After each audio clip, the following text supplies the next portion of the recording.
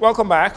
Agriculture Minister Jomo Campbell is assuring Bahamians that a burgeoning medical cannabis industry in the country would be owned by Bahamians. During his contribution to the debate on the Cannabis Bill 2024, Minister Campbell shared details of the regulatory system for cannabis cultivation and the assurance of meaningful Bahamian participation. Section 18, subsection 3 indicates that an entity applying for a license to cultivate, sell, transport, deliver, and distribute cannabis must be 100% owned by one or more Bahamian citizens.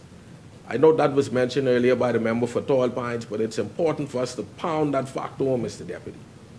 Similarly, in Section 18, subsection 4, any entity seeking a license to conduct analytical testing or scientific research relating to the development of cannabis or manufacture or packaging of cannabis and accessories must be at least 30% beneficially owned by a Bahamian citizen.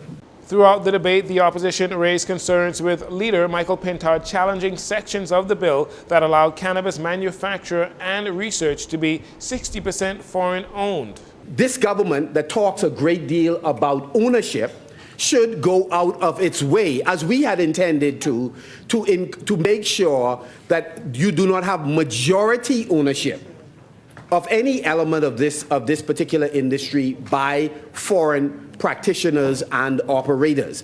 And so I would recommend to the Minister of Health and to the Minister with responsibility for agriculture and cabinet colleagues that we seek to amend before the closure of this debate, amend the component of this legislation that allows those persons in the manufacturing, in the innovation space, etc., that permits them to become majority shareholders. Mr. Pintard says despite calculated efforts to place Bahamians at the front of the cannabis industry, it is hypocritical for the government to put them at a decided disadvantage in the development and the manufacturing processes.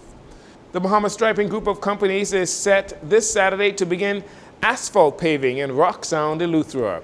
Earlier this year, the Ministry of Works and Family Island Affairs signed a $14 million contract with the company to pave 93 miles of roads on Eleuthera. Much of the work has been subcontracted to several smaller road paving businesses on the island. The project looks to transform the road infrastructure to enhance transportation, stimulate local economic growth, and reduce the number of traffic fatalities on the island of Eleuthera.